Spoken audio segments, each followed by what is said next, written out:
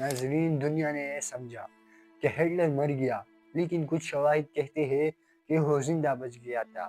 کچھ کہتے ہیں وہ امریکہ بھاگ گیا، کچھ کہتے ہیں وہ جنوبی امریکہ بھاگ گیا، اور کچھ لوگ یہ بھی کہتے ہیں کہ روس کے پاس اس کی لاش آج بھی محفوظ ہے۔ تو آخر حقیقت کیا ہے؟ ہٹلر واقعی مرا یا یہ تاریخ نے سب سے بڑا جھوٹ چھپایا؟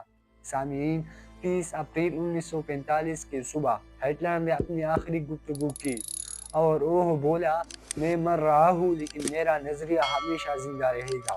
دوپہر کے وقت ایک گولی کی آواز گونجی اور دنیا نے یہ سمجھا کہ ہٹلر مر گیا۔ روس کے فوجی جب ہٹلر تک پہنچے تو انہیں ایک جلی ہوئی لاش ملی۔ انہوں نے کہا یہ ہٹلر کی لاش ہے، مگر جب ڈی این اے ٹیسٹ ہوا تو ایک حیرت انگیز بات سامنے آئی، وہ لاش ایک عورت کی تھی۔ تو پھر ہٹلر کہا گیا؟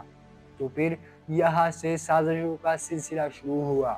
کچھ مورخ لکھتے ہیں کہ ہٹلر مرنے سے پہلے بھاگ چکا تھا۔ دوسری طرف روس کا دعویٰ تھا کہ ہٹلر کی کھوپڑی ہمارے پاس ہے، لیکن جب 2001 میں اس پر ٹیسٹ ہوا تو وہ ایک 35 سال عورت کی ہڈی نکلی۔ تو کیا ہٹلر مر گیا تھا یا وہ ایک نیا چہرہ لے کر دنیا کے سامنے کبھی واپس نہیں آیا؟ وقت گزر گیا، دنیا بدل گئی، لیکن ہٹلر کا نام آج بھی تاریخ کی گہرائیوں میں گونجتا ہے۔ ایک ایسا انسان جس نے قوم پرستی کے نام پر دنیا کے خون میں نہا دیا تھا، ایک ایسا شخص جس کی نفرت میں کروڑوں زندگیاں نگل گئی۔ دنیا آج بھی سوال کرتے ہیں، آیا ہٹلر مر گیا یا زندہ؟ مگر شاید اصل سوال یہ نہیں، بلکہ یہ ہے کہ کیا ہم نے اس کہانی سے کچھ سیکھا؟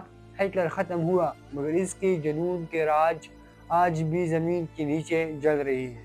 اور اگر انسان نے تاریخ سے سبق نہ لیا تو شاید کل کوئی نیا ہٹلر جنم لے گا۔